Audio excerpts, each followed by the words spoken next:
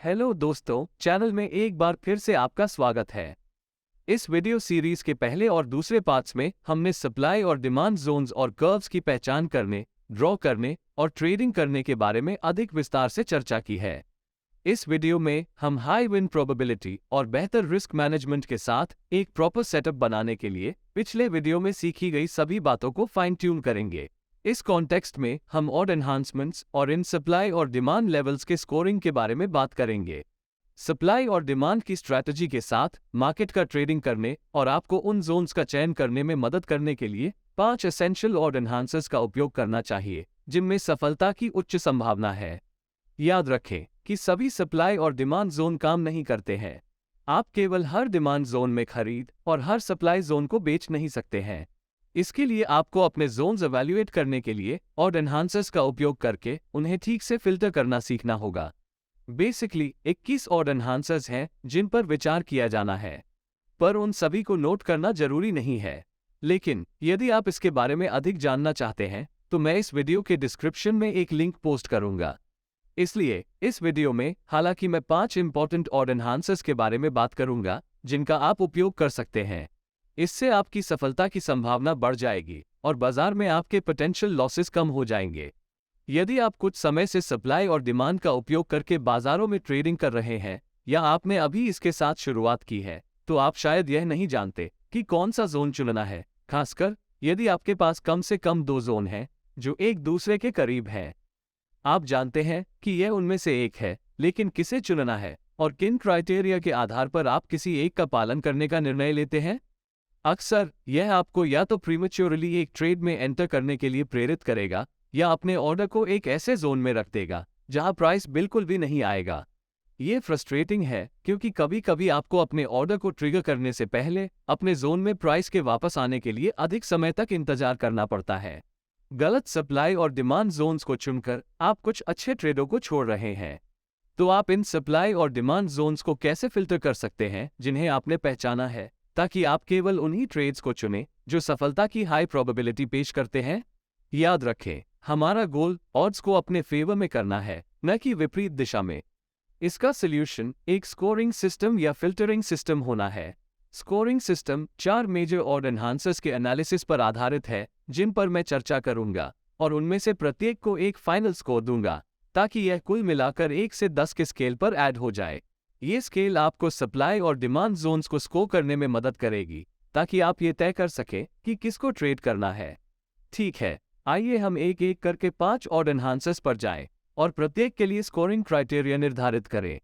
पहला odd enhancer base से price move की स्ट्रेंथ है।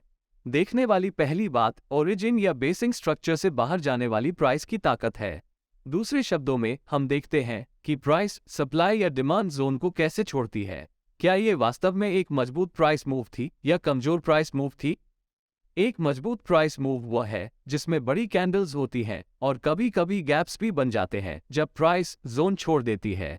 इसके विपरीत एक कमजोर प्राइस मूव में कई छोटी कैंडल्स होती हैं और ड्रॉप या रैली जोन से बहुत दूर नहीं जाती है, या बस प्राइस एक्शन कमजोर होती है। इस चार्ट में आप देख सकते हैं कि प्राइस सप्लाई जोन से मजबूत बेरिश कैंडल्स के साथ नीचे की ओर जाती है, जिससे वे ट्रेड के लिए बहुत मजबूत जोन्स बन जाते हैं। आप ये भी देखेंगे कि मजबूत तरीके से नीचे जाने के लिए प्राइसेस को सप्लाई जोन्स का टेस्ट करने के लिए ऊपर जाने की आवश्यकता नहीं थी। इससे पता चलता है कि इन सप्लाई जोन्स में कितना बड़ा इम्बैलेंस है।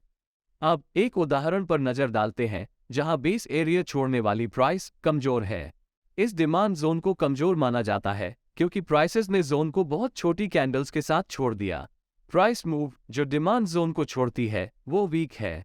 एक ट्रेडर के रूप में आपको वीक जोन्स में ट्रेडिंग करने से बचना चाहिए क्योंकि प्राइस इसे इग्नोर कर देगी और अगली बार जब प्राइस इसका टेस्ट करेगी तो संभवतः इस जोन से ब्रेक हो जाएगी।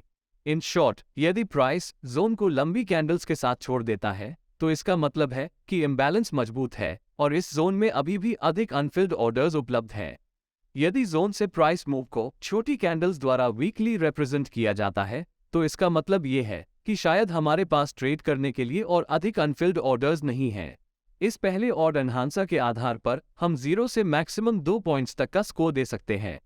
इसलिए जब हमारे पास एक सप्लाई जोन होता है जहां प्राइस मजबूत बड़ी कैंडल्स के साथ जोन को छोड़ देती है, तो यह जोन सफलता की हाई प्रोबेबिलिटी दिखाता है, क्योंकि प्राइस मूव बेसिक स्ट्रक्चर को मजबूती से छोड़ देती है।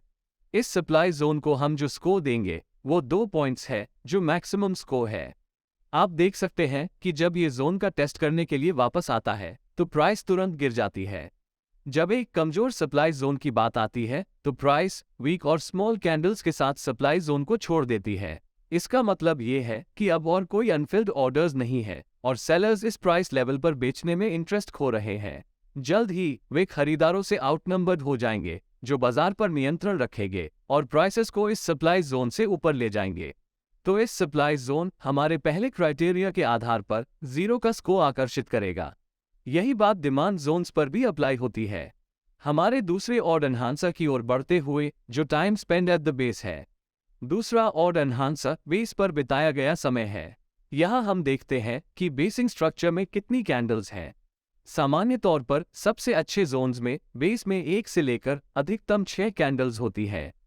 6 कैंडल्स के बाद जोन को कमजोर माना जाता है और प्राइसेस इसे इग्नोर कर सकती है और इसलिए इसका परिणाम एक लूजिंग ट्रेड हो सकता है। यदि एक डायरेक्शनल मूव करने के लिए सिग्निफिकेंट इम्बैलेंस की आवश्यकता होती है तो प्राइस को बेसिक स्ट्रक्चर पर कम समय स्पेंड करना पड़ता है। यही कारण है कि हम बेस पर 1 से लेकर अधिकतम 6 कैंडल्स रखना पसंद करते हैं। इस चार्ट को देखें, हमारे पास रैली बेस ड्रॉप स्ट्रक्चर है, लेकिन सप्लाई जोन में केवल एक बेस कैंडल है।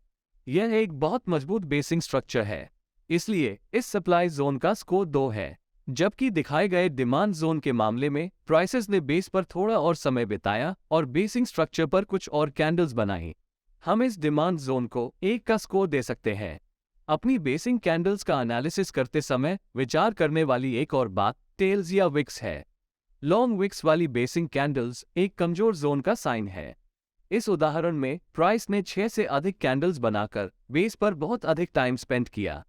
यह एक कमजोर जोन है क्योंकि प्राइस ने इस पर रिएक्ट की, लेकिन हायर लेवल्स पर जाने में विफल रही और अंत में इस जोन के माध्यम से एक और डिमांड इम्बैलेंस की खोज करने के लिए जोन से ब्रेक हो गई। इसलिए इस सप्लाई जोन का स्कोर 0 है। तीसरा ऑड एनहांसर फ्रेश जोन्स है। एक फ्रेश जोन एक सप्लाई या डिमांड जोन है जिसको प्राइस ने अभी तक टेस्ट नहीं किया गया है। पहला रिट्रेसमेंट ट्रेड करने के लिए सबसे मजबूत और सबसे रिलायबल होता है। एक ट्रेडर के रूप में आपको हायर विन प्रोबेबिलिटी रखने के लिए हमेशा फ्रेश अनटेस्टेड जोन्स का चयन करना चाहिए। जोन में एक दूसरे रिट्रेसमेंट के बाद ये बेहतर है कि अब इसे फर्दर कंसिडर न किया जाए, क्योंकि प्राइसेस बढ़ने के लिए पर्याप्त सप्लाई या डिमांड नहीं हो सकती है, क्योंकि ज्यादातर ऑर्डर्स 2 इनिशियल रिट्रेसमेंट्स के दौरान अब्सॉर्ब हो सकते हैं। चार्ट को देखें, यहाँ हमारे पास 2 फ्रेश सप्लाई जोन हैं जिनका प्राइस अभी तक टेस्ट नहीं किया गया है। ये शॉर्ट ट्रेड्स के लिए अच्छे जोन्स हैं जब प्राइस उनमें से किसी एक पर वापस रिट्रेस होती है। फ्रेश डिमांड जोन के लिए वही बात होती है। अगर प्राइस जोन टेस्ट करने के लिए वापस आती है तो हम लॉन्ग ट्रेड लेते हैं। पहले रिट्रेसमेंट में प्राइस ने सप्लाई जोन का टेस्ट किया और नीचे चली गई। दूसरे और तीसरे रिट्रेसमेंट में भी यही हुआ, लेकिन तीसरे रिट्रेसमेंट के बाद सप्लाई जोन के ऊपर प्राइस टूट गई क्योंकि वहां कोई और सप्लाई नहीं मिली। इसी तरह ध्यान दें कि कैसे दूसरे और तीसरे रिट्रेसमेंट के बाद प्राइस ने सप्लाई जोन को छोड़ दिया। इन अंतिम 2 प्राइस मूव्स की ताकत कमजोर हो रही है। यह मार्केट इम्बैलेंस में एक संभावित बदलाव का संकेत देता है, क्योंकि अधिक बायर्स इस सप्लाई जोन के ऊपर एक ब्रेकआउट की उम्मीद में आगे बढ़ रहे हैं।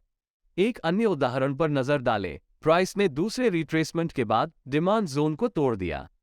ध्यान दें कि प्राइस ईच रिट्रेसमेंट के साथ डिमांड जोन के अंदर गहराई तक पेनिट्रेट करती है।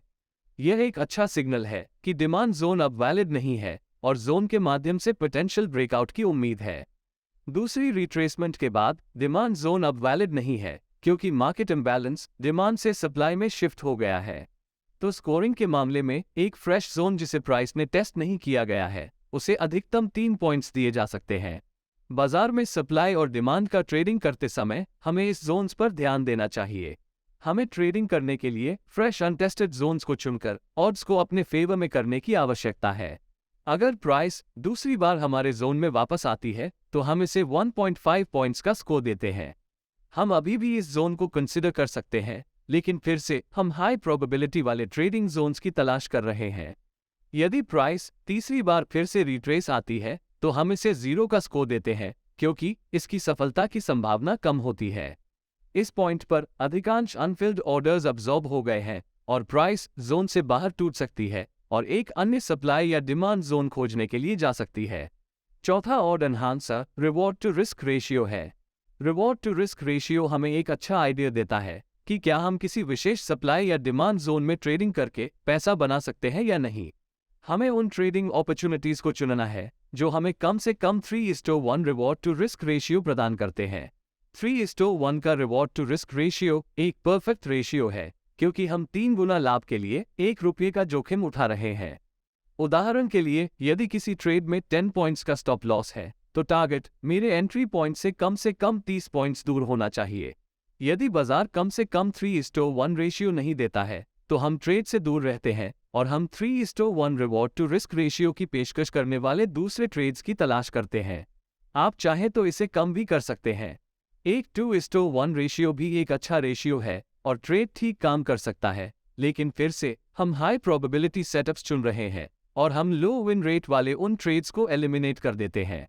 1:1 रेशियो या उससे कम रेशियोज को एक नॉन वैलिड एंट्री सिग्नल माना जाता है, क्योंकि बाजार हमें पैसा बनाने का अच्छा अपॉर्चुनिटी प्रदान नहीं करता है। यदि जोन हमें कम से कम 3:1 का रेशियो देता है तो हम अपने जोन को 3 पॉइंट्स का स्कोर देते हैं, जो कि मैक्सिमम स्कोर है। अगर जोन हमें 1.5:1 या 2:1 का रेशियो देता है तो हम उसे 1.5 का स्कोर देते हैं। यदि जोन हमें 1:1 का रेशियो देता है तो स्कोर 0 होता है, क्योंकि हम इस जोन को इग्नोर करते हैं और हम दूसरी अपॉर्चुनिटीज के लिए वेट करते हैं। अंतिम ऑड एनहांसर ओवरलैपिंग जोन्स है। डिस्कशन के लिए अंतिम ऑड एनहांसर ओवरलैपिंग जोन्स या नेस्टेड जोन्स हैं। यहाँ हम अलग अलग टाइम फ्रेम्स पर ओवरलैपिंग जोन्स की तलाश करते हैं। उदाहरण के लिए, यदि आपके पास मंथली सप्लाई जोन के अंदर नेस्टेड डेली सप्लाई जोन है तो ये डेली सप्लाई जोन मजबूत माना जाता है और सफलता की हाई प्रोबेबिलिटी पेश करता है। As a rule of thumb, higher time frame zones smaller time frame zones की तुलना में अधिक शक्तिशाली होते हैं। यदि आपका lower time frame zone higher time frame zone के भीतर स्थित है तो यह एक मजबूत जोन है। यहाँ इस उदाहरण में हमारे पास एक डेली सप्लाई जोन है जो नीले रंग में दर्शाया गया है, जो लाल रंग में दर्शाए गए higher time frame monthly supply zone के अंदर नेस्टेड है। लेकिन उन्हें कैसे ढूंढा जाए और कैसे ड्रॉ किया जाए? तो नेस्टेड जोन्स खोजने के लिए आप एक हायर टाइम फ्रेम के साथ शुरू करते हैं। इस उदाहरण में हायर टाइम फ्रेम मंथली है। हम मंथली सप्लाई जोन बनाते हैं, फिर हम मंथली जोन के भीतर सप्लाई जोन्स की तलाश करने के लिए डेली टाइम फ्रेम पर जाते हैं, जिसे हमने पहले ही मार्क कर लिया है। आप एक वीकली डिमांड जोन के भीतर एक डेली डिमांड जोन भी रख सकते हैं, इत्यादि। मुझे आशा है कि आप बेसिक आइडिया को समझ गए होंगे। अब मैं अपने स्कोरिंग क्राइटेरिया में इस ऑड एनहांसर को शामिल नहीं करूंगा, क्योंकि सभी लेवल्स ऐसा अपॉर्चुनिटी प्रदान नहीं करते हैं, और यदि हम फॉलो करने के लिए एक स्ट्रिक्ट क्राइटेरिया बनाते हैं तो ट्रेड्स मिस होने की चांसेस अधिक होगी। सप्लाई और डिमांड जोन को कैसे स्कोर करें? अब जब हमारे पास सप्लाई और डिमांड जोन्स को स्कोर करने में मदद करने के लिए एक स्कोरिंग सिस्टम है, तो हमें ट्रेड को एग्जीक्यूट करने या अधिक कॉन्फर्मेशंस की वेट करने के लिए फाइनल स्कोर की इंटरप्रिटेशन करने की आवश्यकता है। मान ले कि किसी जोन का स्कोर 10 पॉइंट्स है। 10 पॉइंट्स के फाइनल स्कोर का मतलब है कि हम सप्लाई या डिमांड जोन में एक लिमिट ऑर्डर दे सकते हैं, जिसे हम पहले से ट्रेड करना चाहते हैं, ताकि आप किसी कारण से अपना माइंड न बदले। एक बार जब प्राइस 10 पॉइंट लेवल अर्थात प्रॉक्सिमल लेवल तक पहुंच जाएगा तो यह ऑर्डर एग्जीक्यूट हो जाएगा और अपनी पोजीशन प्रोटेक्ट करने के लिए अपने स्टॉप लॉस ऑर्डर को डिजिटल लाइन पर या उससे आगे रखना सुनिश्चित करें। 10 के स्कोर से पता चलता है कि बेस पर 6 से कम कैंडल्स के साथ जोन एक मजबूत और फ्रेश जोन है और हमें पैसा बनाने के लिए एक अच्छा रिवॉर्ड टू रिस्क रेशियो देता है। अब क्या होगा अगर किसी जोन का स्कोर 8 से 9 पॉइंट्स के बीच है? यदि स्कोर 8 और 9 पॉइंट्स के बीच है तो हम एक कंफर्मेशन ऑर्डर के बारे में सोच सकते हैं। एक कंफर्मेशन ऑर्डर तब दिया जाता है जब प्राइस पहले जोन के अंदर गिरती है और सप्लाई या डिमांड जोन की प्रॉक्सिमल लाइन से ऊपर या नीचे क्रॉस करती है। इसलिए विचार यह कंफर्म करने के लिए है कि प्राइस हमारी प्रेफर्ड ट्रेड डायरेक्शन में बढ़ रही है। किसी भी एक कैंडल को पहले जोन के अंदर क्लोज करना पड़ता है और दूसरी कैंडल बाहर निकलते समय हमारे जोन की प्रॉक्सिमल लाइन को भेदना पड़ता है। जिस मोमेंट प्राइस प्रॉक्सिमल लाइन को भेदती है, हम एक मार्केट ऑर्डर देते हैं। यहाँ हम लिमिट ऑर्डर नहीं देते क्योंकि ऑड्स पूरी तरह से हमारे फेवर में नहीं है। स्टॉप लॉस सेटिंग हमेशा की तरह स्टैंडर्ड है। अब क्या होता है अगर स्कोर 8 पॉइंट्स से नीचे है? यदि अंतिम स्कोर 8 पॉइंट्स से कम है तो इसका सीधा सा मतलब है कि कोई ट्रेड नहीं है। 8 पॉइंट्स से कम स्कोर वाला सप्लाई या डिमांड जोन एक कमजोर जोन है जिसमें सफलता की कम संभावना है। इसलिए बेहतर होगा कि आप ट्रेड लेने से बचें। जैसा कि मैंने पहले मेंशन किया है, आप डिस्क्रिप्शन में दिए गए लिंक में अन्य ऑड एनहांसर्स के बारे में अधिक पढ़ सकते हैं और आप अपनी कन्वीनियंस के अनुसार क्राइटेरिया और स्कोरिंग को बदलने के लिए पर्याप्त रूप से फ्लेक्सिबल हो सकते हैं। हमने यहाँ जिन ऑड एनहांसर्स पर चर्चा की है वे आपकी सप्लाई और डिमांड जोन्स को फिल्टर करने में आपकी सहायता के लिए बहुत इंपॉर्टेंट टूल है। क्योंकि सप्लाई और डिमांड जोन हर समय काम नहीं करते हैं, आपको अच्छे जोन्स को बुरे जोन से फिल्टर करने के लिए एक सिस्टम की आवश्यकता होती है। इसके अलावा इस फिल्टरिंग सिस्टम में उपयोग किए जाने वाले 4 ऑड एनहांसर्स वे हैं जिनकी आपको सप्लाई और डिमांड जोन्स को स्कोर करने की आवश्यकता है। ये सिस्टम आपको ट्रेड करने के लिए सही सप्लाई और डिमांड जोन चुनने में मदद करती है और आपकी वॉचलिस्ट से सभी खराब और कमजोर जोन्स को हटा देती है। लेकिन याद रखें कि ये ऑड एनहांसर्स ट्रेड की सफलता की गारंटी नहीं देते हैं।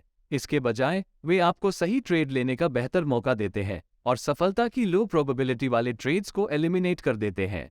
तो यह आप पर निर्भर है कि आप अपना रिसर्च करें, अधिक जानें, कई चार्टों पर बैकटेस्ट करें और अंत में इसे अपने ट्रेडिंग में लागू करें कि यह वास्तव में आपके लिए काम करता है या नहीं। मुझे आशा है कि आपने आज कुछ नया सीखा है, तो कृपया इस वीडियो को लाइक और शेयर करें। अगर आप इस चैनल पर नए हैं तो सब्सक्राइब जरूर करें और बेल आइकॉन को भी एनेबल कर दें ताकि आपको नए वीडियो की नोटिफिकेशंस मिल सके।